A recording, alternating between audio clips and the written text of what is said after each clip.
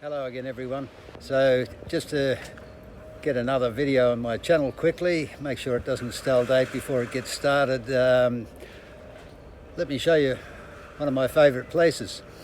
So whenever I'm not teaching, doing my own study and all the other things I'm doing around the house,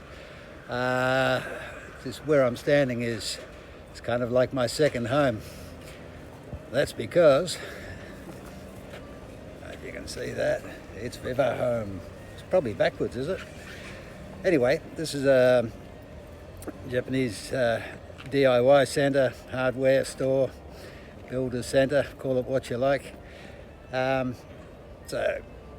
probably it has a lot of things that DIY centres have in the West, but there are a couple of things that are a bit unique to Japan, and I'll try and show you a couple of them. Here we go.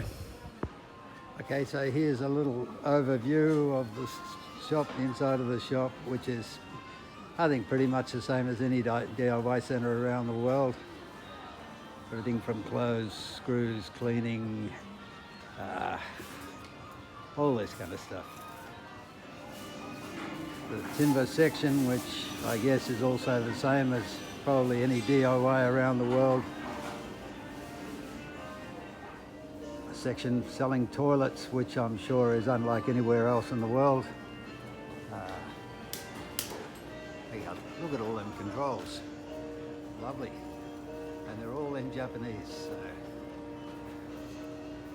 Unique little system behind the toilets, which it's a place where you wash your hands before the water goes down into the toilet to flush it.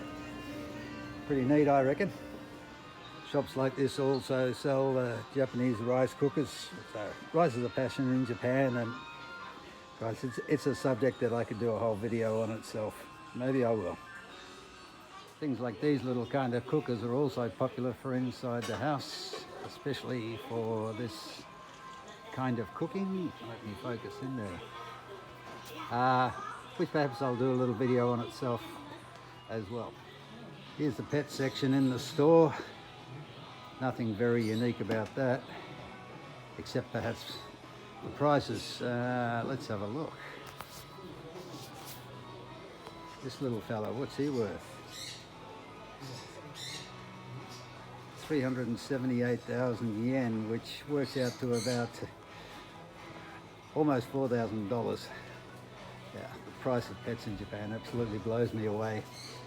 And no, we didn't pay anything like that for our cats. In fact, we got ours for free. Here's another one, cute little kitty. Oh, he's going cheap. He's only about $2,000. Surprisingly, those pets turn over every week. Every week I come here and there are different animals there. So somebody's got a lot of money. Here you have almost half of an aisle dedicated to different kind of papers for shoji screens, like I showed you in the earlier video. So although shoji screens are, it's a tradition going back God knows how many hundreds of years, they're still very popular in homes. Here you go, now we're talking. This is probably my favorite department. This is the tool section. What are these saws?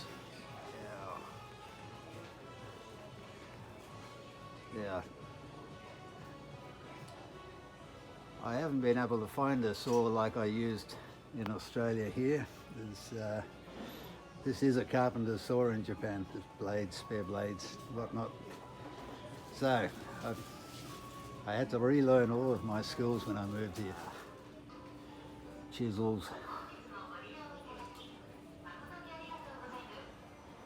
Some of them Japanese steel, which is absolutely amazing to work with. Stays razor sharp for hours. Here's another thing, the hammers. Look at these. The whole design of the hammer is completely different to, let me see if I can get one, to what we used to have. And this is all you see carpenters using here. Don't know if you can get a good look at, let me put it right in the middle. That one there with the very long handle. Now, let me see if I can. This is actually a roofer's hammer. And if I can find a good video, look at the handle on that. That's amazing. I'm going to put it back. If I can find a video of the guys doing the roofing, I'll absolutely post it. Here's a little section for planes, and one thing you will notice is that none of the planes are metal or plastic. They're all made of wood. And all of these planes, they're all, let me get one out, they're all actually pull planes. You use it by pulling it towards you, rather than how we do it in the West, which is push away. You'll find most of the tools, I mentioned the saws, that's how they work. Most of the tools are like that. Department for Japanese brooms, these are something I'm still taking a bit to get used to. Funnily, the last time I went to Australia, one thing I brought back with me was a Western style broom, and blow me dead, they're selling them here now. I didn't realise I had that much influence, but there you go. See, all the same. Witches would be very happy here. And for the final part of this little video, part of the Japanese gardening section,